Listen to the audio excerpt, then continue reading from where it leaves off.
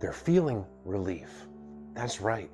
Your avoidant ex is likely experiencing a sense of relief after they discarded you. And that is why they can appear to be completely unaffected by the breakup. You, on the other hand, you just had your heart ripped out of your chest. You just had your whole world shattered. You're trying to pick up the pieces of your broken heart. It felt like the rug was ripped from right under your feet. You thought this was your person, your twin flame even. You had a connection, a chemistry that was out of this world. You felt like you finally got it right. And suddenly, they're giving you vague excuses as to why they can't give you what you need and they're not ready for a relationship. Or maybe they're even blaming you, saying you're too needy or something like that. And you feel like you've just been thrown in the trash. You feel like you never even mattered to this person. You didn't even see it coming. But they're experiencing a sense of relief. That's because they are no longer feeling the pressure to be something for you. They are no longer feeling the pressure to be vulnerable for you. They're no longer feeling the pressure to be emotionally available for you. They're no longer feeling the pressure to give something of themselves to you. They're no longer feeling the pressure to meet your expectations. When you're dealing with a dismissive avoidant or a fearful avoidant that leans heavily dismissive, this is a person that has a baseline of stress that they get just from being in the relationship, because there's pressures to be vulnerable, available, pressures to meet expectations.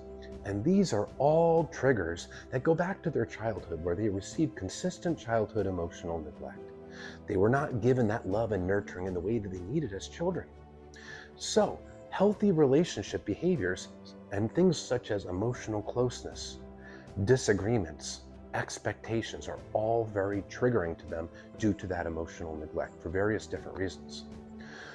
But now that they're out of the relationship, they're no longer receiving that stress that being in the relationship causes them. So they are feeling relief, and it shows. They're out what appears to be living their best life. But in reality, they're distracting themselves. Avoidance, avoid.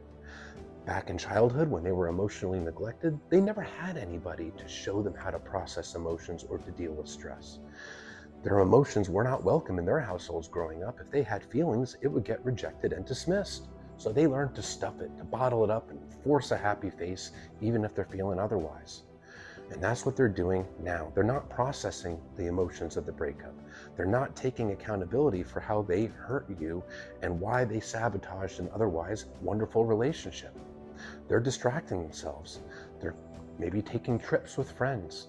They're out having a grand old time, going out, taking vacations, maybe immersing themselves in work or hobbies, family, all sorts of different fun things that appear that this person just completely could care less about you. But in reality, what they're doing is distracting themselves so they don't have to face the negative emotions that they're trying to avoid, because they're trying to avoid dealing with all that.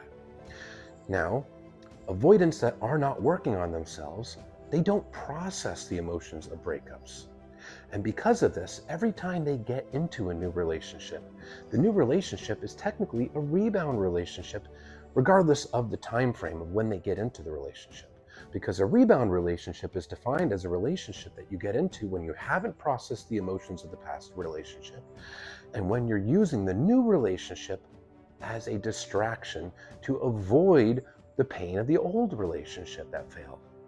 So if they're jumping into a new relationship, well, that's a rebound that they're using to distract themselves. It could seem like they just forgot about you and they're moving on.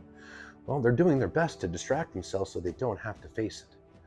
But that relief that they're feeling, well, that's because of their attachment wounds, their insecurities, their anxieties, and their discomfort with things like closeness, disagreements, any kind of expectations. But that relief can turn into regret over the course of time. Because when you go into no contact and you are not reaching out to this person, when you are not chasing them, begging them, pleading them to be in the relationship with you, they now get to experience the loss of you. Because it starts to feel safe for them. Because you're not reaching out, they no longer feel pressured to come back to the relationship. which makes it safe to subconsciously allow themselves to start thinking of you and missing the connection that they have with you, missing the attention and the validation that they got from you. And that is the point where they can often start to do things like breadcrumb, reaching out to see if you still want them, to get the validation to know that you're still an available option to them, to get the validation to know that you don't hate them. And they can even get to the point where they second guess their decision to leave and want to get back into the relationship. But rest assured, if this person hasn't done any meaningful self-reflection, if they haven't done any work on themselves, and they're not committed to doing any work on themselves, if you get back into the relationship with them and they just want to sweep it under the rug as if it never happened, this is likely to happen to you again, because those same unhealed wounds, those same attachment wounds, those same insecurities, those same triggers and anxieties are still all simmering below the surface with this person. And it's inevitable that something in the relationship will trigger them again. So, yes, it hurts to see them acting like they're unaffected. But in reality, what they're doing is avoiding. And it's an unhealthy coping mechanism. It's an unhealthy maladaptive defense mechanism. It's their insecurities, their anxieties, their attachment wounds at play.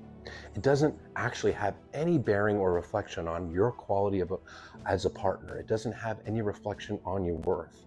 It doesn't mean that you didn't show up well enough for them. It doesn't mean you weren't good enough for them. It just means that this person has a very unhealthy way of coping with stress, processing emotions, and really dealing with anxiety or relationships. It's a reflection of them and how emotionally unhealthy and unhealed they are. It's not a reflection of you.